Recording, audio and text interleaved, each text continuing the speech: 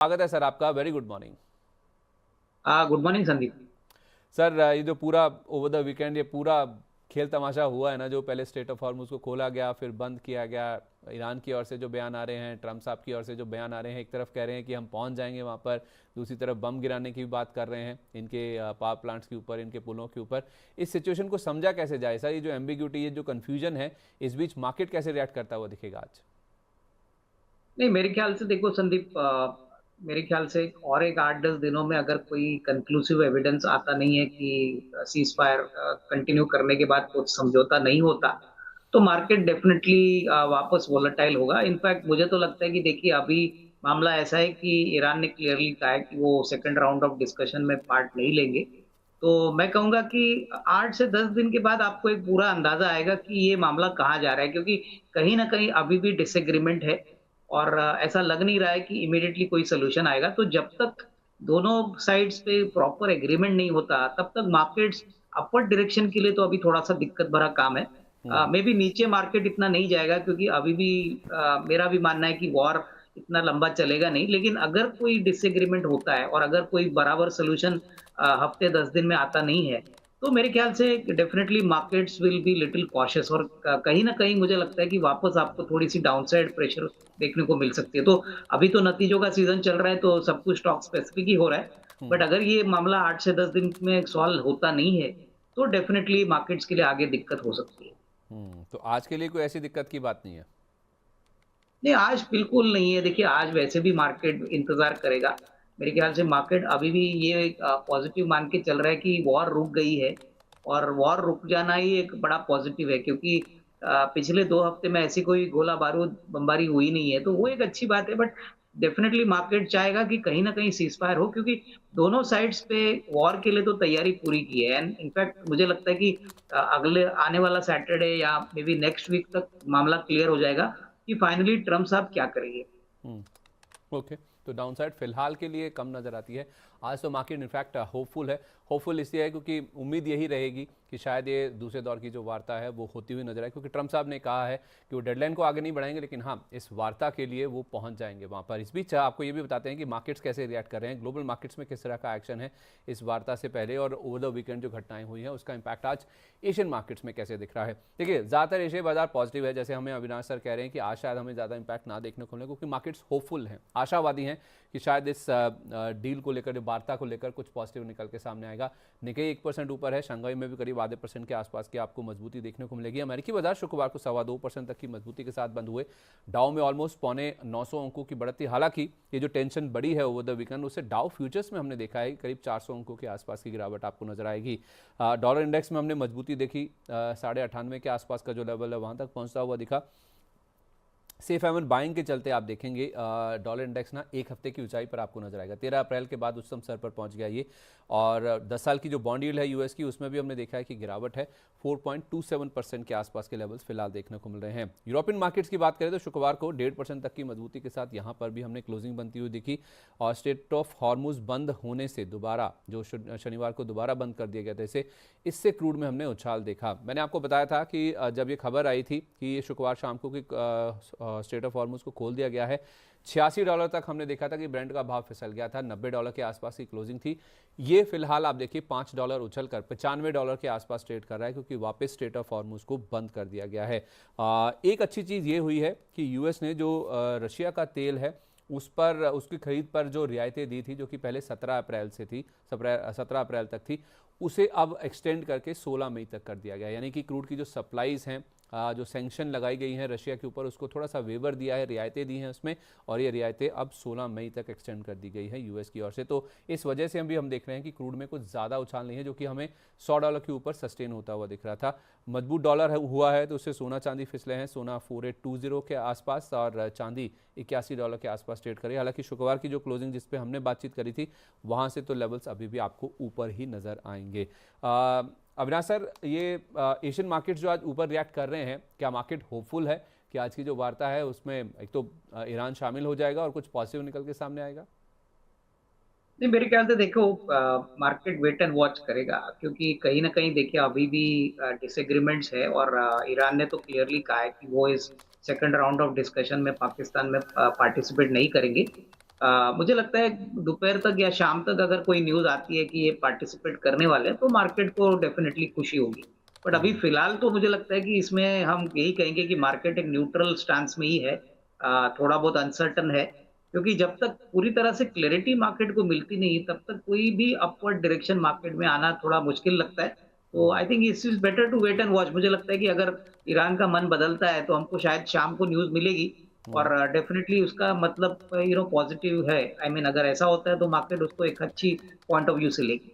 हम्म। ठीक है, लेकिन आप कह रहे हैं कि अगर तेज़ी करने के लिए आप थोड़ा सा क्लैरिटी का वेट करें, लेकिन क्या शॉर्ट करना चाहिए ऐसे बाजार में? नहीं, शॉर्ट भी करना मुश्किल है। देखो, मैं कहूँगा कि दिन पे दिन न्यूज़ ड्रिवन मार्केट है। कल अगर ट्रम्प साहब ने कुछ अलग बोला या कुछ अलग न्यूज़ को आया, तो मार्केट न्यूज़ पे रिएक्ट करता है। तो हम्म। मुझे लगता है कि देखिए, अभी तो नतीजों का सीज़न है। मेरे ख्याल से जो इन्वेस्टर्स या ट्रेडर्स हैं, उनको मेरे ख्याल से नतीजों और नंबर्स के ऊपर ज़्यादा फ़ोकस करना चाहिए। आज भी काफ़ी बड़े नंबर्स आने वाले हैं, जैसे कि बैंक ऑफ महाराष्ट्र है, पीएनबी है, पीएनबी हाउसिंग है। काफ़ी कंपनीज़ के नतीजे आएँगे, तो मुझे लगता है कि देखिए नतीजों पे ही फ़ोकस करिए, क्योंकि कहीं न कहीं न मार्केट नंबर्स को रिस्पेक्ट अभी ज़्यादा करेगा, क्योंकि वहाँ पे जो मैनेजमेंट की कमेंट्री रहेगी, नंबर्स का परफ़ॉर्मेंस रहेगा, वो मेरे ख्याल से काफ़ी इम्पोर्टेंट रहेगा। हम्म। ठीक है, ओके, परफेक्ट है। तो आप कह रहे हैं कि नतीजों के ऊपर, नंबर्स के ऊपर बाजार का ज़्यादा फोकस रहेगा। और एक चीज़ और इसमें ऐड कर दूं सर, तो वो बाजार का फोकस एफआईएस की खरीदारी के ऊपर भी रहेगा। पिछले 3 दिन से आप देखें एफआईएस का जो नंबर है पॉजिटिव साइड पर आ रहा है, भले ही धीरे धीरे ही सही। कैश सेगमेंट में आप देखिए शुक्रवार को भी 683 करोड़ रुपए की खरीदारी एफआईएस की ओर से हमने देखी है। तो पिछले 3 दिन से आप देखें सर, मैं नंबर्स आपके सामने बता देता हूँ। 666 करोड़, 382 करोड़, 683 करोड़। तो इस महीने में अब तक आप देखेंगे ना, तो 39,244 करोड़ रुपए की बिकवाली का नंबर है। लेकिन पिछले 3 दिन के नंबर से दिखा रहे हैं कि एफआईएस का एक रिवर्सल देखने को मिला है। वैसे 5 दिन में देखेंगे तो चौथा दिन है जब हमने खरीदारी देखी शुक्रवार के सेशन में। तो एफआईएस धीरे धीरे ही सही, लेकिन कैश सेगमेंट में सर उनकी जो वापसी हो रही है या फिर जो लौट रहे हैं, क्या उससे भी थोड़ा मार्केट को सपोर्ट मिलेगा? नहीं, बिल्कुल देखिएगा, भले ही अमाउंट छोटा है, लेकिन खरीदारी हुई है तो उसका मतलब है कि कहीं न कहीं इंडियन मार्केट्स में पैसा वापस आ रहा है। तो इसका हम्म। मीनिंग ये है कि रुपया के ऊपर थोड़ा-सा प्रेशर जो पहले था वो कम होगा। और दूसरी बात मुझे लगता है कि कहीं न कहीं एफआईएस को भी अभी लग रहा है कि वैल्यूएशंस अट्रैक्टिव बने हैं और वो भी नंबर्स के पॉइंट ऑफ व्यू से अभी निवेश करेंगे। बट क्लियरली मुझे लगता है एक भी रीज़न इसलिए भी हो सकता है कि यूएस में बॉन्ड डील्स अभी थोड़े से नरम हो चुके हैं, तो वो भी एक कारण है। बट मेरे ख्याल से देखिए, कंफर्म ट्रेंड के लिए तो हमको कम से कम 1-2 हफ्ता कंटिन्यूअस बाइंग देखनी पड़ेगी और उसके बाद ही एक अंदाजा होगा कि ये जो फ्लोज हम पॉजिटिव दिख रहे हैं वो कितने सस्टेनेबल है। तो मेरे ख्याल से 1-2 हफ्ता और ये कंसिस्टेंटली पॉजिटिव होना चाहिए, तो हम्म। ही मार्केट्स को और कॉन्फिडेंस आएगा।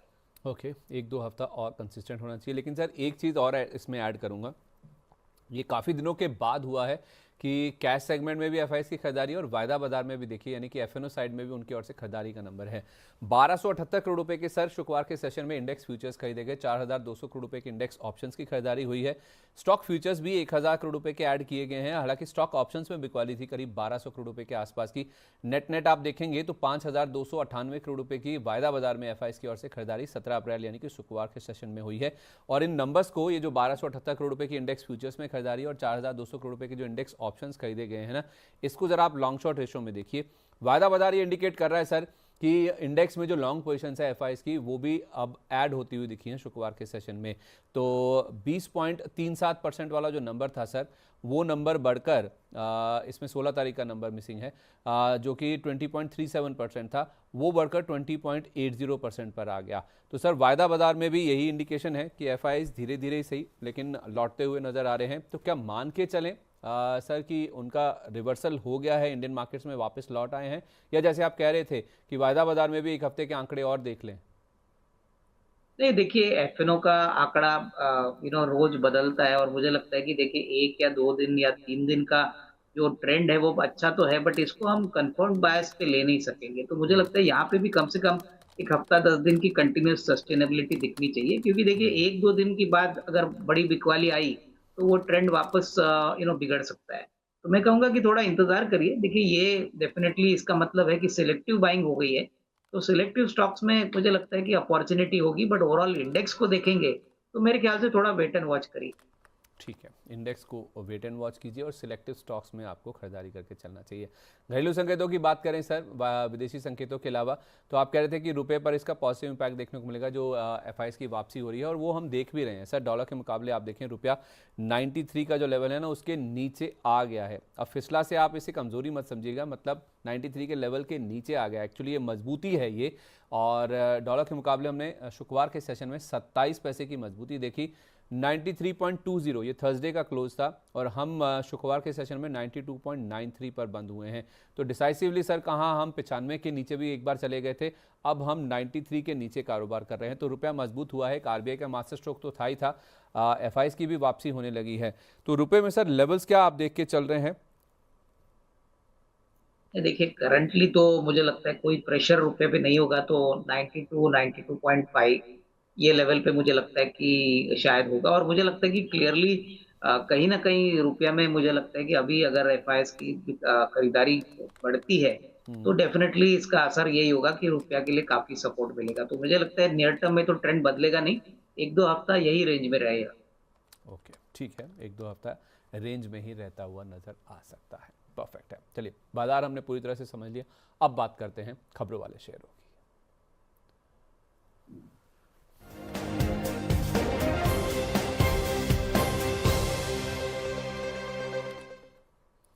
काफ़ी सारे रिजल्ट्स हैं सर, जैसे आप कह रहे हैं कि बाजार का फोकस रिजल्ट सीजन के ऊपर है। तो सबसे पहले जो नंबर्स आए हैं ओवर द वीकेंड, जिसमें कुछ 3-4 बड़े बैंक्स हैं, एचडीएफसी बैंक, आईसीआईसीआई बैंक, उनकी बात कर लेता हूँ। सबसे पहले एचडीएफसी बैंक के नंबर्स दिखाइए।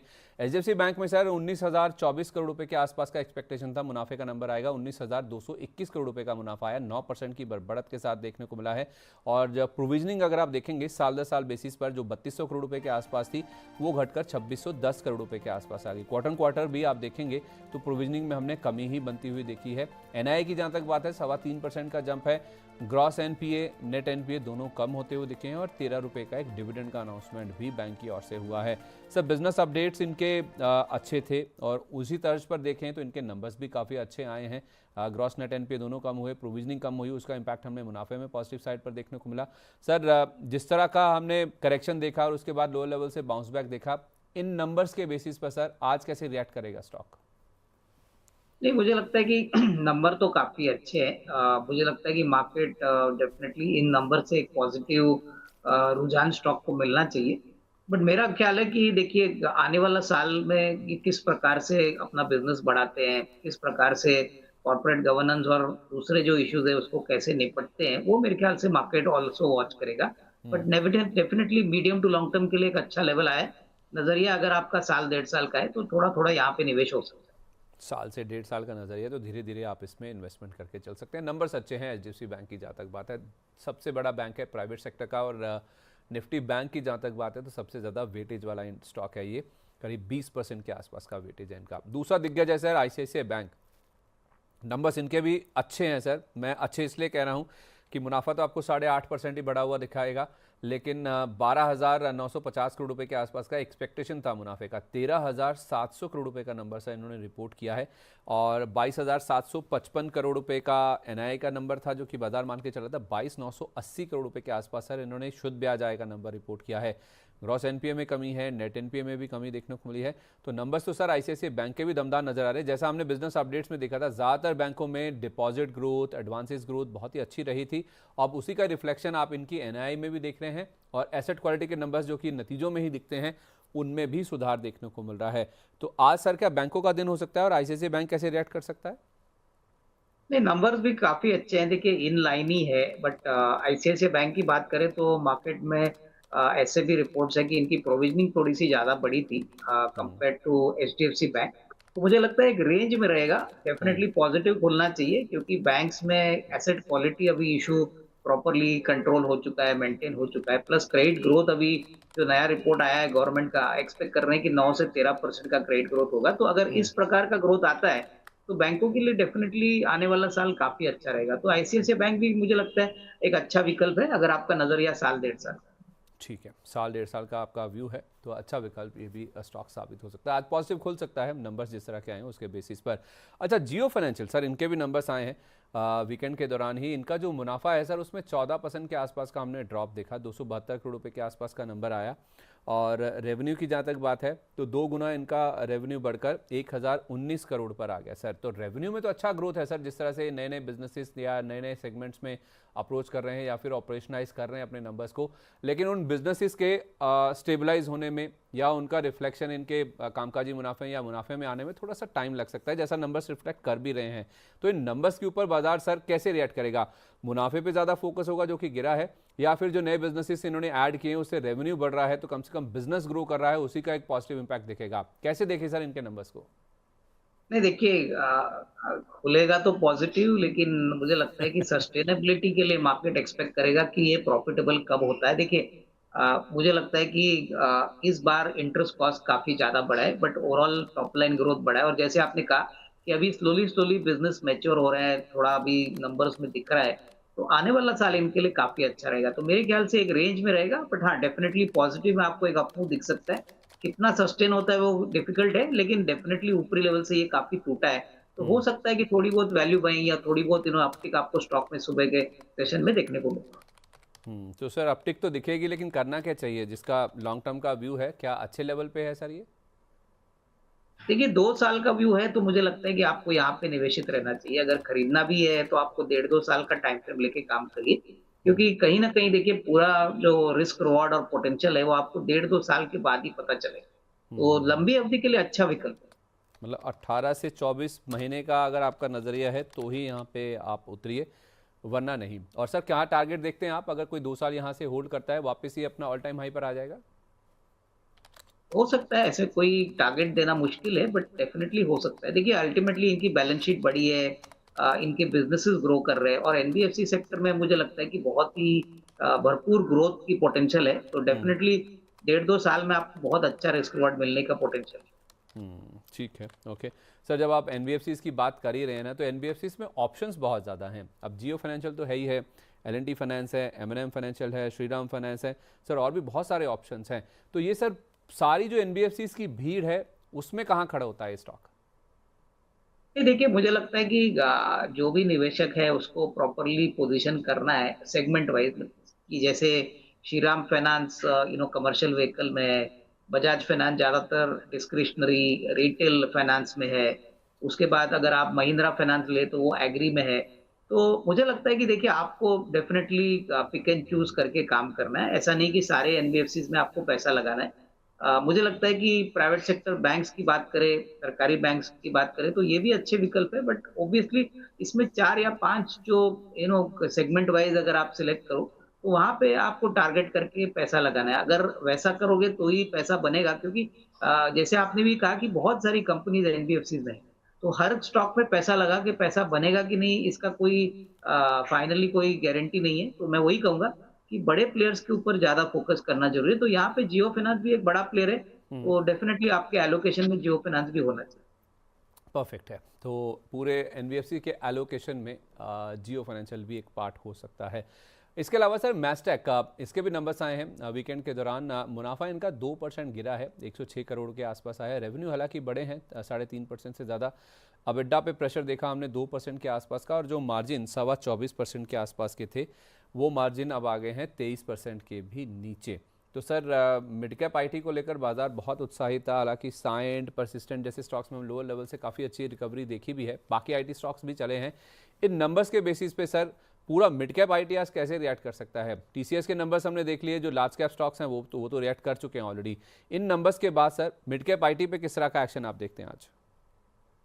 नहीं, थोड़ा-सा नरम रहेगा, क्योंकि देखिए नंबर्स थोड़े से मार्जिनली डाउन है और मुझे लगता है कि मार्केट में ये पहले सेट ऑफ रिजल्ट्स है जो tyre 2 mid size IT companies ने डिक्लेयर किए हैं। जी। तो डेफिनिटली थोड़ा-सा रिएक्शन सुबह-सुबह नेगेटिव होगा। मेरे ख्याल हम्म। से आज 10 बजे मास्टेक का कॉन्फ्रेंस कॉल भी है, तो हम्म। तभी मेरे ख्याल से मैनेजमेंट कमेंट्री क्या रहेगी, अगले साल का आउटलुक क्या रहेगा, ये सारी बातें मेरे ख्याल से कहने के बाद ही एक प्रॉपर डायरेक्शनल व्यू स्टॉक में आना चाहिए। ठीक है, ओके। तो सर वैसे आपकी चॉइसेस क्या हैं, व्यू क्या है पूरे आईटी स्पेस को लेकर, और चॉइस आपकी पसंदीदा स्टॉक्स आपके? देखिए, मुझे लगता है कि जो बड़े कंपनीज़ हैं, जैसे कि देखिए आईटी में तो हमको टीसीएस, इन्फोसिस, एचसीएल टेक पसंद है।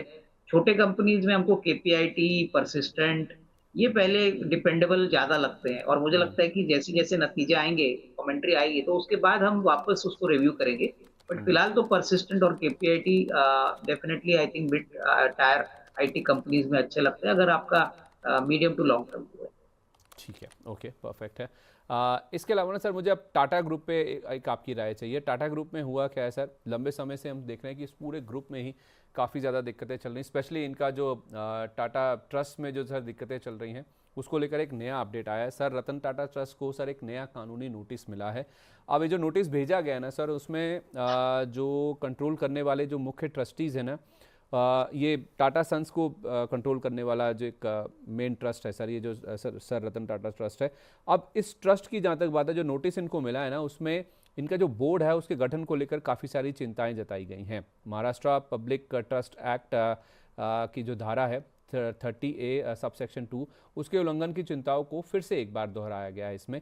और कहा यह गया है कि इस ट्रस्ट में, यानी कि सर रतन टाटा ट्रस्ट में कुल 6 ट्रस्टीज़ हैं। उन 6 ट्रस्टीज़ में से 3 ट्रस्टीज़ तो ऐसे हैं जो कि हमेशा के लिए या फिर जीवन भर के लिए ट्रस्टी के रूप में कामकाज कर रहे हैं, यानी कि जो 50% ऑफ द बोर्ड आप देखेंगे सर रतन टाटा ट्रस्ट का, वो ऐसा है जो कि कानूनी आदेश का सीधा उल्लंघन कर रहा है। तो उस हिसाब से सर ये फिर से एक सीरियस कंसर्न टाटा ग्रुप को लेकर उठने लगा है।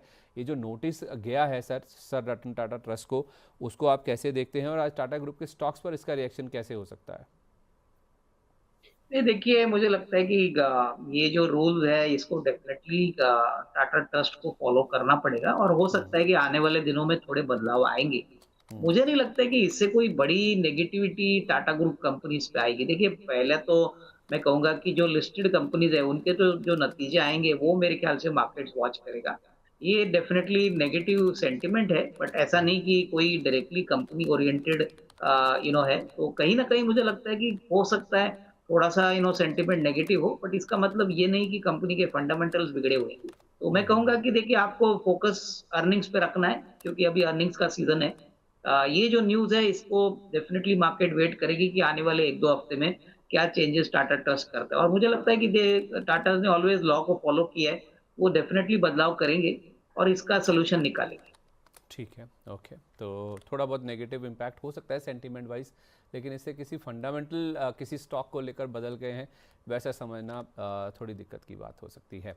तो सर टाटा ग्रुप के स्टॉक्स में क्या अगर कोई से फॉर एग्जांपल कोई नीजक रिएक्शन दिखने को मिलता भी है आज इस खबर के चलते, तो लोअर लेवल्स पे क्या करना चाहिए? और दूसरा सर, टाटा ग्रुप में आपके पसंदीदा स्टॉक्स कौन से हैं? क्योंकि वाइड वैरायटी ऑफ स्टॉक्स हैं सर अक्रॉस सेक्टर्स, जहाँ पे ये हम देखते हैं कि लिस्टेड कंपनियां हैं अवेलेबल इस पूरे ग्रुप में। नहीं, देखिए आज मुझे लगता है कि नेल्को के नंबर्स है, तो नेल्को एक अच्छा इंटरेस्टिंग मिड कैप हो सकता है। उसके बाद टाटा मोटर्स सीवी है।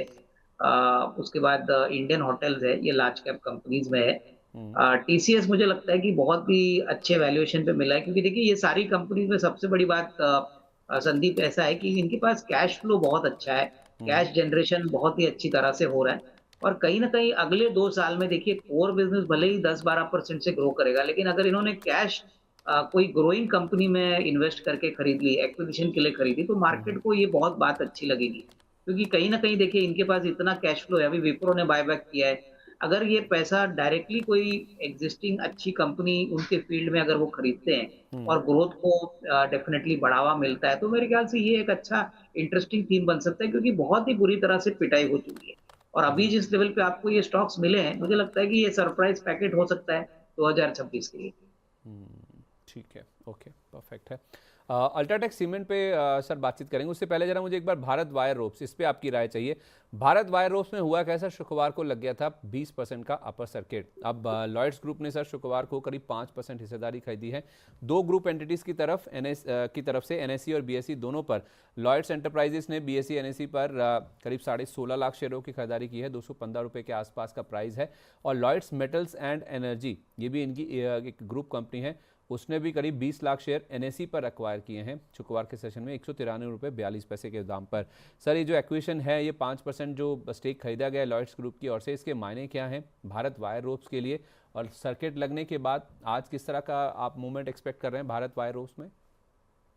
नहीं, डेफिनेटली अच्छी बात है। देखिए, जब भी कोई बड़ा हिस्सा कोई ग्रुप खरीदता है तो डेफिनेटली इसमें अच्छा तेजी का माहौल आता है। बट मेरे ख्याल से क्लियरली मार्केट जानना चाहेगी कि ये स्ट्रेटेजिक मूव है या इसमें कोई मेरे ख्याल से कोई दूसरा इंटेंशन है। 5% काफी बड़ा होता है, तो मैं समझूंगा कि देखिए थोड़ा सा मार्केट वेट करेगी मैनेजमेंट की क्लैरिटी के लिए हम्म। कि किस प्रकार का इन्वेस्टमेंट है, वेदर स्ट्रेटेजिक है या वेदर इट इज कोई काम या जॉइंट वेंचर से ये कुछ काम करना चाहते हैं। बट डेफिनेटली स्टॉक आज सुबह अच्छा ऊपर खुलेगा। ठीक है, ओके, परफेक्ट है। अल्ट्राटेक सीमेंट्स है, इन्होंने एक नया कीर्तिमान हासिल किया है सर। इन्होंने जो कुल कैपेसिटी है अपनी वो बढ़ाकर 200 MTPA कर ली है सर। इन्होंने 3 नई ग्राइंडिंग यूनिट्स की शुरुआत की है और आउटसाइड चाइना अगर हम बात करें तो दुनिया का सबसे बड़ा सीमेंट मेकर ये बन गया, यानी कि दुनिया की सबसे बड़ी सीमेंट कंपनी ये बन गई है in terms of capacity. Sir एक इवेंट पे ना बिरला साहब बोल रहे थे, उन्होंने एक चुटकी लेते हुए एक बात बोली सर कि जब तक आप अपना धुरंधर देख के फ्री होंगे ना उससे पहले आपका जो ऑर्डर है ना वो एग्जीक्यूट हो जाएगा। उन्होंने कहा है कि एक ऑर्डर एग्जीक्यूट होने में करीब 4 घंटे के आसपास का समय लगता है जो अल्ट्राटेक सीमेंट के पास आता है। तो सर ये जो नया कीर्तिमान हासिल किया है अल्ट्राटेक सीमेंट ने, उसके बाद अल्ट्राटेक पे क्या व्यू है और पूरा सीमेंट स्पेस को लेकर क्या किया जाए? ये देखिए, मुझे लगता है कि अल्ट्राटेक कैपेसिटी वाइज पे तो बहुत वेल पोजीशनड है, क्योंकि सीमेंट कैपेसिटी ऐड करना आसान बात नहीं है। देखिए, एक सीमेंट कैपेसिटी बहुत कैपिटल इंटेंसिव होती है और जिस प्रकार से अभी उन्होंने अपनी पोजीशन की है, उनका पोजीशन और भी मजबूत होगा। और देखिए, सीमेंट एक ऐसा प्रोडक्ट है जो इंडिया के साथ ग्रो करेगा। इंफ्रास्ट्रक्चर और जीडीपी अगर इंडिया का ग्रो करता है, तो सीमेंट कंजम्पशन डेफिनेटली बढ़ेगा। तो मेरे ख्याल से लंबी अवधि के लिए कोई गिरावट अगर आती है तो खरीदने के मौके समझने चाहिए, क्योंकि देखिए ये ऐसे स्टॉक्स है जहाँ पे सब कुछ सभी को पता है। ये कोई ऐसा अल्फा क्रिएट करने वाला स्टॉक नहीं है, लेकिन नजरिया 1.5-2 साल रखिए तो ही आपके पोर्टफोलियो में अच्छे गेन्स आएंगे। और मेरे ख्याल से एसआईपी से इसको खरीदना चाहिए। कोई जल्दबाजी मत करिए, एक शॉट में खरीदना है। बड़ा स्टॉक है तो आपको एसआईपी करके अगर 1.5-2 साल का नजरिया करना है तो हम्म। डेफिनेटली कोई गिरावट आती है तो खरीदिए। ठीक है, कोई भी गिरावट आती तो खरीदना, लॉन्ग टर्म का व्यू आपका होना चाहिए। बहुत जल्दी बहुत बड़ा रिटर्न देगा उसकी उम्मीद कम है क्योंकि बहुत बड़ा स्टॉक है, लेकिन हाँ लंबा नज़रिया है तो ज़रूर आप यहाँ पे खरीदारी की लिस्ट में इस स्टॉक को शामिल करके चल सकते हैं। टीसीएस को लेकर भी अपडेट आया था, लेकिन उससे पहले एक बार बाज़ार को भी देखना इंपॉर्टेंट है क्योंकि बाज़ार खुलने वाले हैं और इनफैक्ट शुरुआत हो चुकी है। 24,391 का लेवल है जहाँ पर आपको मार्केट खुलता हुआ दिखा। तो हम बंद हुए थे 24,353 के लेवल पर। हल्की सी मामूली सी 40 पॉइंट की एक मजबूती के साथ हम खुले हैं। एडजस्टेड प्राइस है ये क्योंकि ओवर द वीकेंड काफ़ी कुछ हुआ। पहले बाजार 300 साढ़े 300 पॉइंट गिफ्ट निफ्टी आपको ऊपर दिखा रहा था जब स्टेट ऑफ हॉर्मोज खुलने की बात आई थी, और उसके बाद शनिवार को आपने देखा स्टेट ऑफ हॉर्मोज को दोबारा बंद कर दिया गया है। तो हम खुले हैं 24,391 के आसपास। एडजस्टेड बेसिस पर हम 40 पॉइंट ऊपर खुले, लेकिन उसके बाद देखिए मार्केट्स पर प्रेशर साफ तौर पे देखने को मिला। अभी हम 24,280 के आसपास के लेवल पर ट्रेड कर रहे हैं, जो कि शुक्रवार की जो हमारी क्लोजिंग थी 24,350, अगर आप रफली राउंड फिगर पकड़ के चलते हैं तो करीब करीब आपको 70 पॉइंट के आसपास की गिरावट नजर आएगी। जाहिर सी बात है, संदेह है, एम्बिग्यूटी है, कन्फ्यूजन है मार्केट में। ईरान को लेकर जिस तरह के अपडेट्स आए हैं कि ईरान इस वार्ता में शामिल नहीं होना चाहता, तो उसका इम्पैक्ट तो देखने को मिलेगा ही। अब थोड़ा ही सही लोअर लेवल्स पे आप बाजार आपको 70 पॉइंट नीचे दिख रहा है, लेकिन हाँ ये पूरा दिन आपको देखने को मिलेगा जब तक कोई क्लैरिटी नहीं आ जाती कि ईरान इस वार्ता में शामिल हो रहा है या नहीं हो रहा है। तो तब तक तो बाजार में कन्फ्यूजन रहेगा और उसी कन्फ्यूजन में आप देखिए बाजार आपको हायर लेवल्स पे प्रेशर झेलते हुए नजर आएंगे और लो लेवल्स पे हो सकता है कि शायद आपको थोड़े बहुत खरीदारी के जो बाउट्स है वो भी आते हुए नजर आए। सर धीरे धीरे सही बाजार फिसलता हुआ दिख रहा है, अब 24,250 के आसपास आ गया है। तो ये जो गिरावट है या फिर थोड़ी सी घबराहट कही है मार्केट में क्योंकि क्लैरिटी नहीं है उससे पहले की, इसको कैसे अप्रोच करना चाहिए?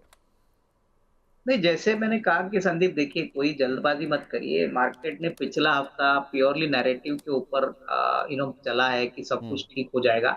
बट अभी भी जो ट्रम्प साहब के तौर तरीके हैं वो उसमें कोई बदलाव आया नहीं है। और मुझे लगता है कि देखिए अभी 2-3 दिन के बाद ज्यादा से ज्यादा बाय फ्राइडे सैटरडे आपको पता चलेगा कि इस वॉर की एंड होने वाली है या थोड़ा लंबा चलेगा। क्योंकि इस 8-10 दिन में अगर कोई भी सोल्यूशन निकलता नहीं है तो हम्म। फिर मुझे नहीं लगता है कि सीज फायर एक्सटेंड होगा। इनफैक्ट ट्रम्प साहब ने क्लियरली कहा है कि वो सीज फायर बढ़ाएंगे नहीं। और ऐसा अगर होता है तो मार्केट को डेफिनेटली थोड़ा डर लगेगा, फिर आपका ऑयल का प्राइस भी बढ़ेगा, उसके बाद रुपया पे प्रेशर भी आ सकता है। तो कहीं ना कहीं मेरे ख्याल से ये वीक बहुत क्रिटिकल है।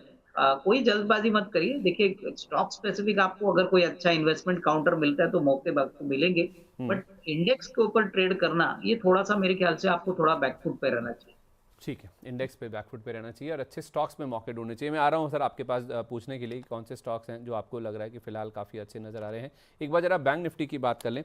बैंक निफ्टी में भी आप देखिए 56,565 का लेवल था जहां पर हम शुक्रवार को बंद हुए थे, और 56,704 पर थोड़ा सा ऊपर हम 40 पॉइंट के आसपास की गैप अप ओपनिंग यहां पर भी हुई। लेकिन उसके बाद देखिए अब हम एक बार तो 56,356 के आसपास भी होकर आ चुके हैं, और 56,570 के आसपास के जो लेवल्स हैं वहां पर फिलहाल आपको निफ्टी बैंक का ट्रेड करता हुआ नज़र आएगा। तो काफ़ी वॉलिटिलिटी है। नीचे में हमने एक हल्की सी गैप डाउन ओपनिंग देखी, उसके बाद एक डिप मारा हमने, और डिप मारने के बाद आप देखिए, माफ़ कीजिए, हम खुले ऊपर थे मजबूती के साथ, उसके बाद हमने एक डिप मारा और डिप्स भी लो लेवल से काफ़ी अच्छी खरीदारी के रूप में हमने बनता हुआ देखा है। तो निफ्टी बैंक में सर आज तो एचडीएफसी बैंक और आईसीआईसी बैंक का एक रिजल्ट्स का भी इम्पैक्ट है, तो इसको भी इग्नोर करें जैसे आप निफ्टी की तरह कह रहे हैं कि इंडेक्स को छोड़ के स्टॉक स्पेसिफिक ज़्यादा नज़रिया रखिए अपना।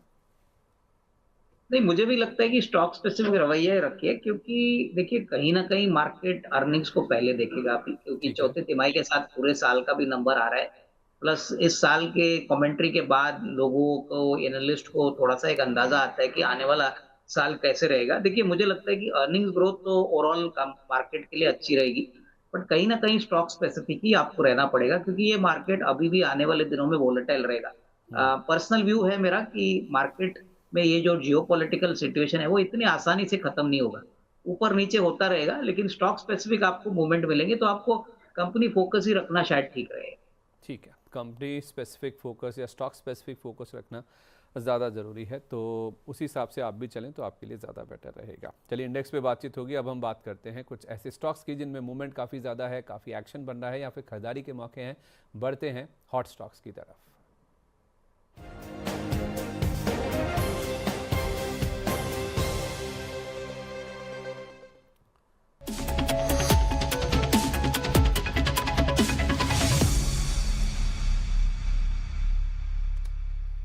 एक बार जरा एचडीएफसी बैंक और आईसीआईसीआई बैंक दिखा दिए कि नंबर्स का रिएक्शन आज कैसे देखने को मिला है। एचडीएफसी बैंक में आप देखिए शुरुआत हुई है 797 के आसपास, बिल्कुल फ्लैट ओपनिंग हुई थी, और उसके बाद आप प्रेशर थोड़ा सा 1% के आसपास का इस स्टॉक में आपको नजर आएगा। 792 के आसपास का लेवल है। अविनाश सर कह रहे थे कि अगर आपका लॉन्ग टर्म का व्यू है 1 से 1.5 साल का, जरूर आप इसमें धीरे धीरे खरीदारी कर सकते हैं। 1362 के आसपास आपको आईसीआईसीआई बैंक ट्रेड करता हुआ दिखेगा।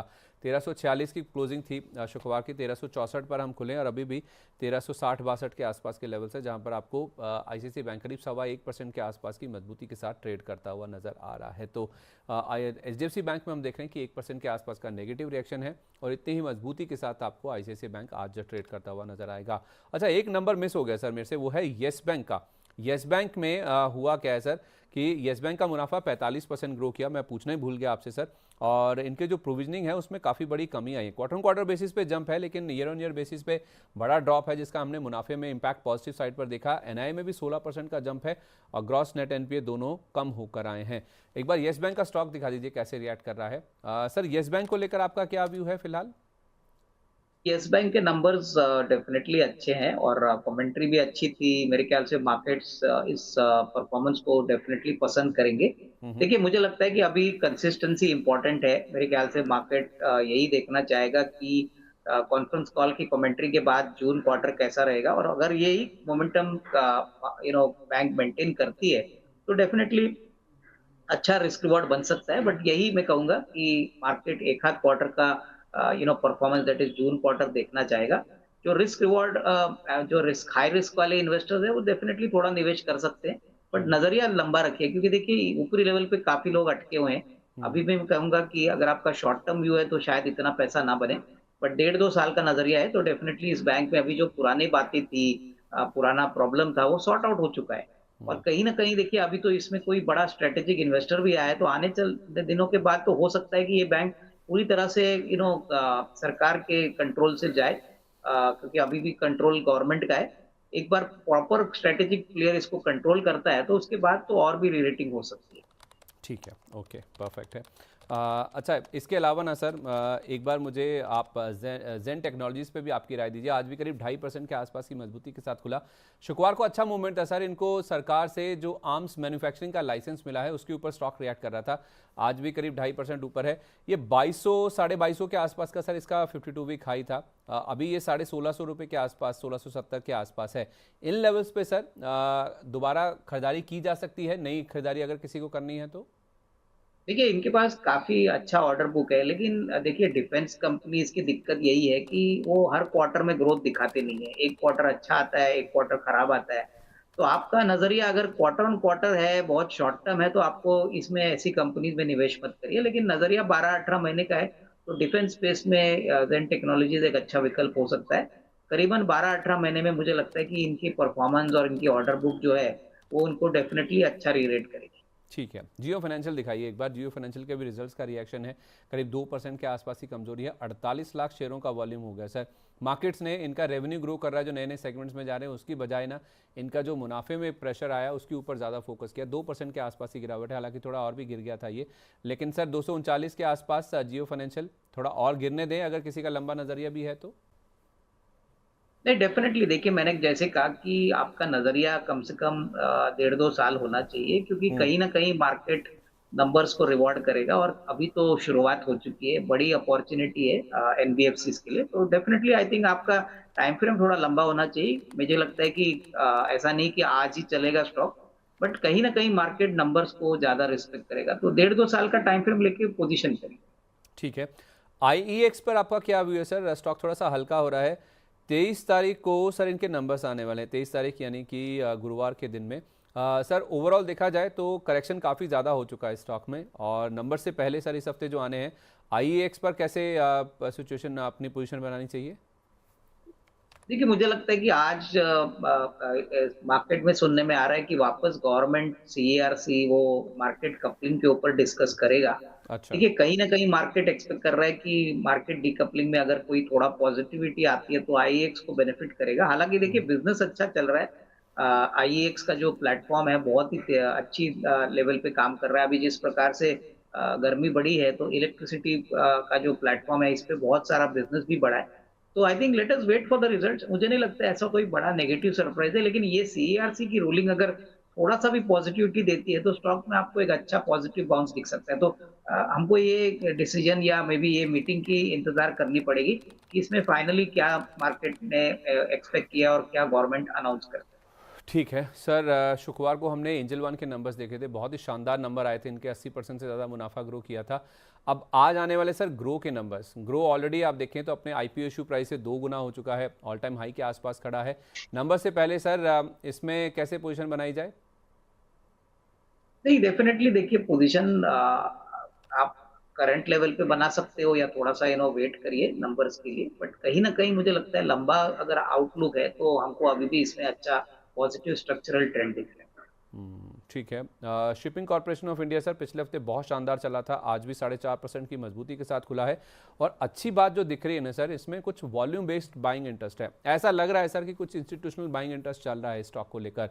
शिपिंग कॉर्पोरेशन में सर इसको थोड़ा ना एक्सटेंड कर दीजिए, चार्ट को 1 महीना कर दीजिए, इसमें आपको पता चल जाएगा कि स्टॉक किस तरह से मूव किया। सर देखिए अच्छा मूव आ चुका है इसमें, 30-35% के आसपास का ऑलरेडी 1 महीने में।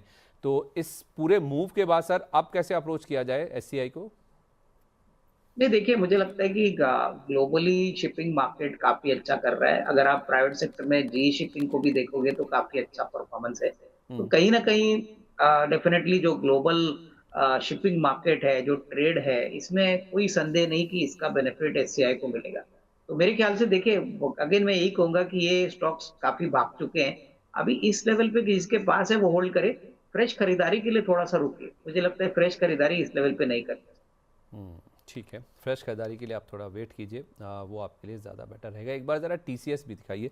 टीसीएस में न सर इनका जो पूरा वो नासिक वाला मामला चल रहा है, हरासमेंट वाला केस है, उसको लेकर कंपनी की ओर से एक सफाई आई है।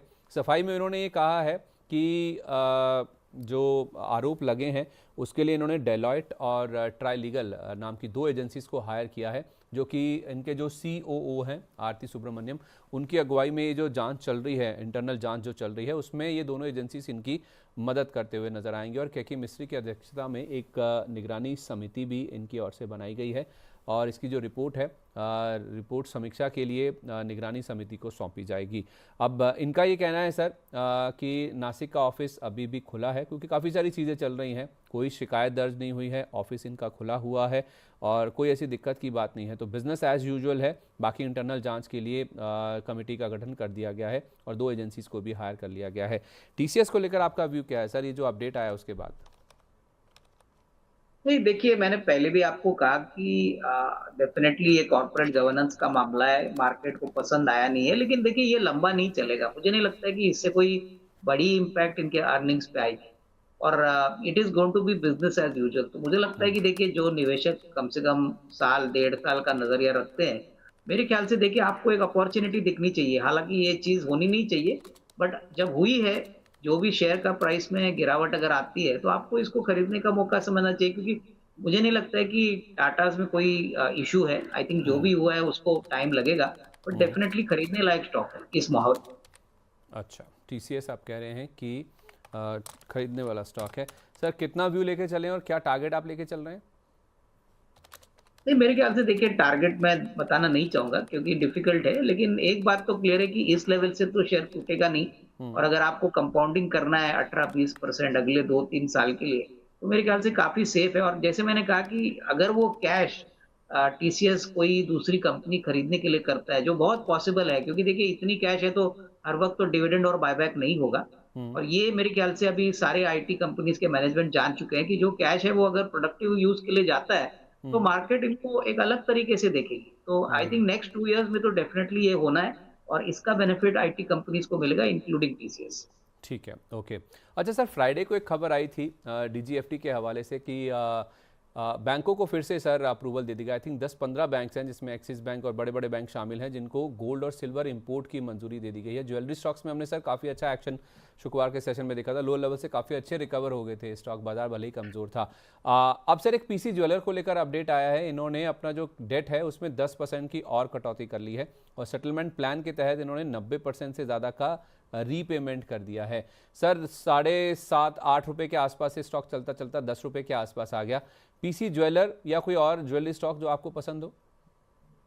नहीं, देखिए, मेरे ख्याल से PC ज्वेलर में तो हम ट्रैक नहीं करते, तो मैं आपको इसके बारे में बता नहीं पाऊंगा, बट ज्वेलरी स्पेस में मुझे लगता है सेंको गोल्ड एक अच्छा विकल्प है।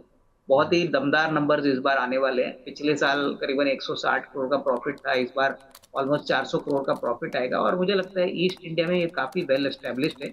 हम्म। तो हमारा मानना है कि देखिए इन्वेस्टर्स को क्वालिटी प्लेयर और क्वालिटी प्रोमोटर्स के साथ इन्वेस्ट करना है, क्योंकि हम कहेंगे कि डेफिनेटली देखिए ज्वेलरी स्पेस में ग्रोथ पोटेंशियल बहुत है।